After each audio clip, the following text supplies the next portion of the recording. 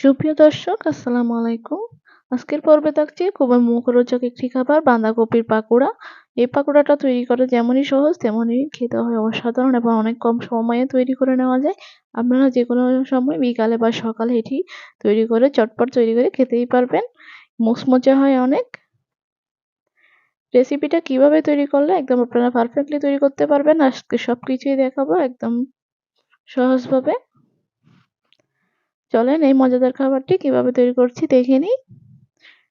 সেজন্য আমি 1.5 কাপ বাঁধাকপি কুচিয়ে নিয়েছি।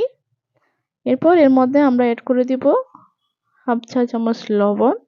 লবণ দিয়ে মাখিয়ে রাখলে এর এক্সট্রা পানি যেটা আছে বাঁধাকপির ওটা বেরিয়ে আসবে। ফলে যখন আপনি পাকোড়াটা তৈরি করবেন অনেক বেশি মুচমুচে হবে। মেখে আমি এটাকে 10 মিনিটের জন্য রেখে দিচ্ছি। ফিরে আসছি 10 মিনিট পর।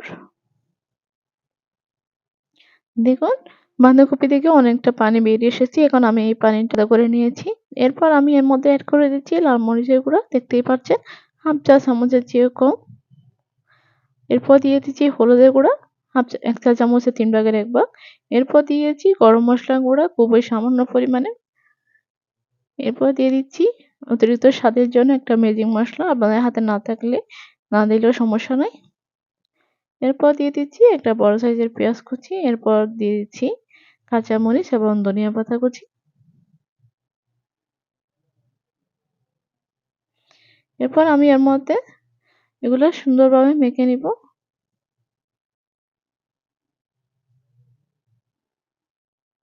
এখন এড করে দিচ্ছি সয়া সস 1 টেবিল চামচ।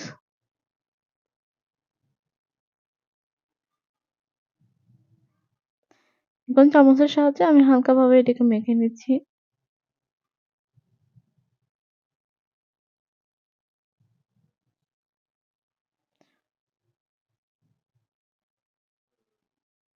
এভাবে নেড়েচেড়ে মশলাটাকে ভালোভাবে মিক্স করে দিতে হবে। মিক্স হয়ে আসলে আমি এর মধ্যে এড করে দিব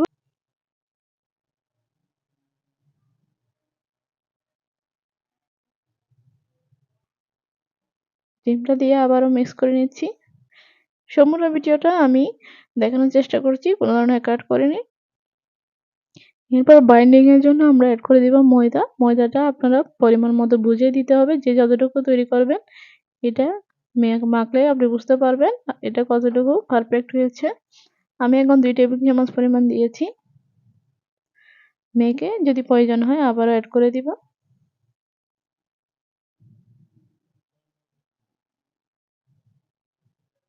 আপনারা চাইলে এখানে ময়দার পরিবর্তে চালের গুঁড়া এবং ময়দা ইকুয়ালি দিতে পারবেন বা কর্নফ্লাওয়ার এড করতে পারেন।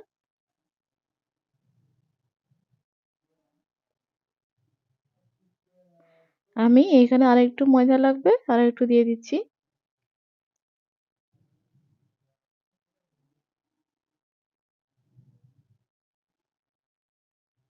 আমি এখানে আরেক টেবিল চামচ ময়দা দিয়ে দিয়েছি।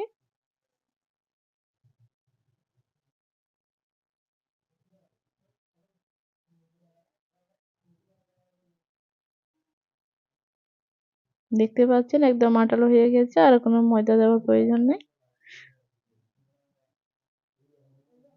আপনারা চাইলে 2 টেবিল চামচ ময়দা 1 টেবিল চামচ চালের গুঁড়ো ওভাবেও দিতে পারেন।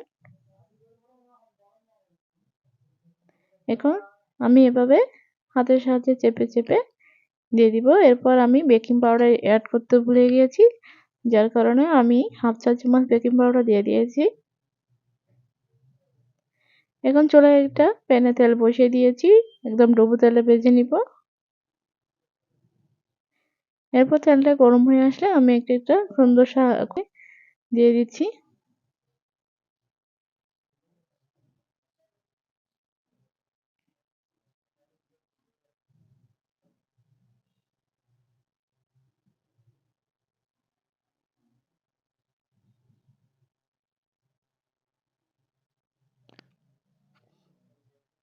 মিডিয়াম চুলার হিট মিডিয়াম ফ্লেমে রেখে এটিকে ভেজে নিবেন।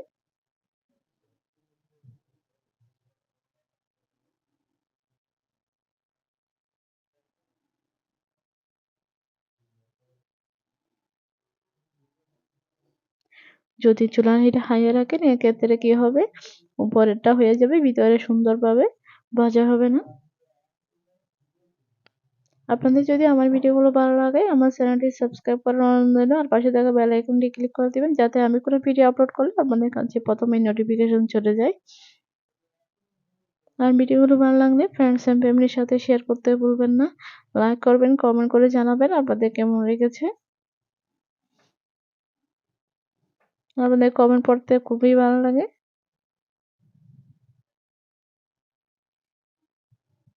এক পাশে হয়ে আসলে আমি উল্টে দিব। উল্টে পাল্টে পাকোড়াগুলোকে সুন্দর করে ভেজে নিতে হবে।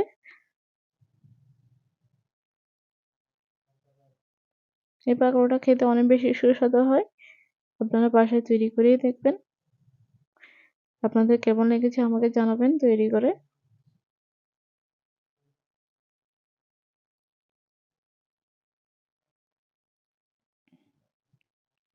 দেখুন পাকোড়াগুলো ভাজা হয়ে গিয়েছে।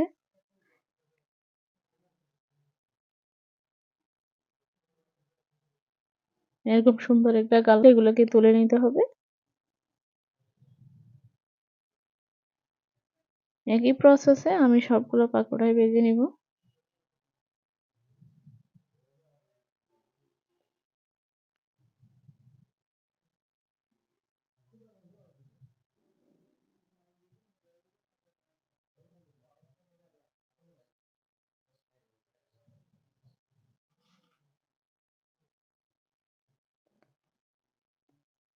এভাবে গরম গরম পরিবেশন করে দিবেন, দেখবেন সবাই চেটে পুটে খাবে, অতটাই সুস্বাদু হয়।